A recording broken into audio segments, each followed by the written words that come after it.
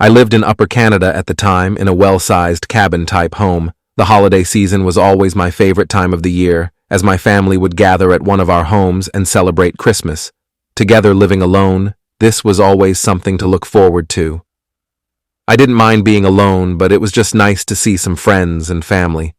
Sometimes being in a relatively sizable home. Our small family would often either gather at my place or my brother's place, usually taking turns each year. This year, it was my turn to host the family gathering. Most of my family lived on the other side of Canada, though making it a long drive or a costly plane ride. Typically, though, everyone tries to arrive on Christmas Eve. So come December 23rd, I called up my brother to make sure everything was going as planned. He informed me that our parents may arrive early Christmas morning due to a flight delay, but he was driving and should make it by the night of Christmas Eve, wishing him safe travels. I said goodnight and went back to bed now.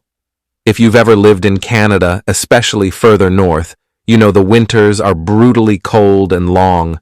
Often snowstorms and blizzards can form suddenly and last for varied amount of time. That being said, the next day heavy snowfall covered the grounds in the morning and was accompanied by rushing winds in the afternoon.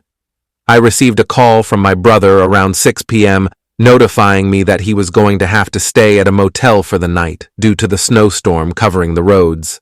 I agreed that it was the safe decision, though. I was a bit upset that I'd have to spend the day before Christmas alone, but I tried to stay positive.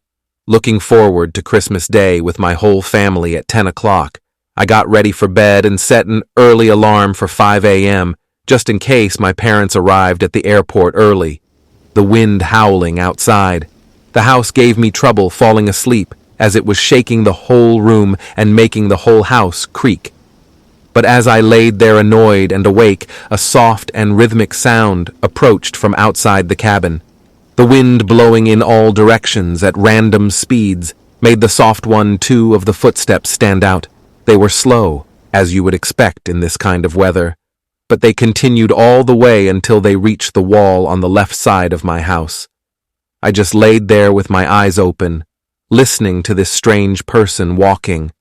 During a blizzard in the middle of the night, a lot of things ran through my head, such as complete confusion and fear of a possible attack. However, I began wondering if it was my brother. Maybe something had happened and his phone didn't have service. Maybe he couldn't find a hotel. The more I had these thoughts, the more I felt I had to find a way to see who it in weather like this. Nobody could last more than an hour without serious consequences. And I definitely didn't want my brother and his family stuck out there as I was putting on some heavier clothes. A knock came from downstairs. The odd thing about it was that it was a single knock, and it didn't come from the front door.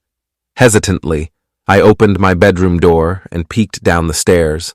It was far too dark to see anything, but I didn't want to give away my position if it was someone dangerous.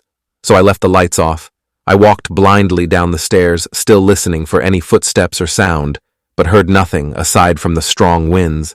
As I got to the bottom, I made my way to the front door, while the knock didn't seem to come from the front. I didn't really know what else to do.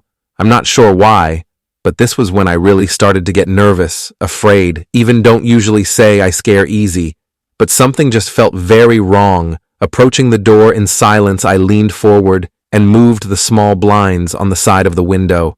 A man stood there, looking at the door, looking calm and emotionless.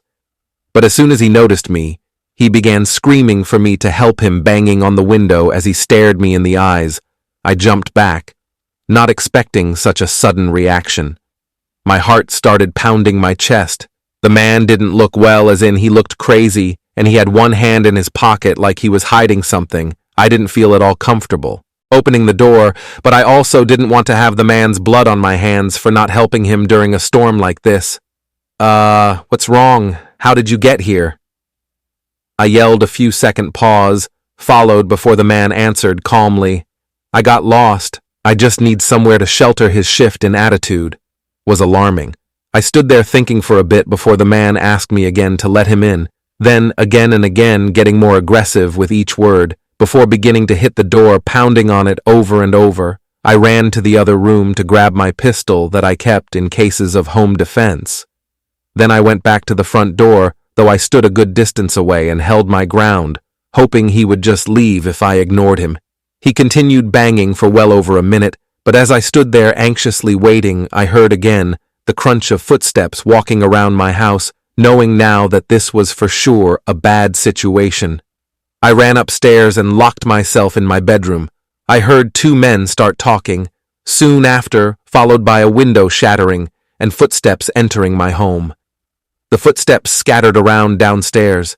I heard things moving and objects clattering before someone began climbing the stairs.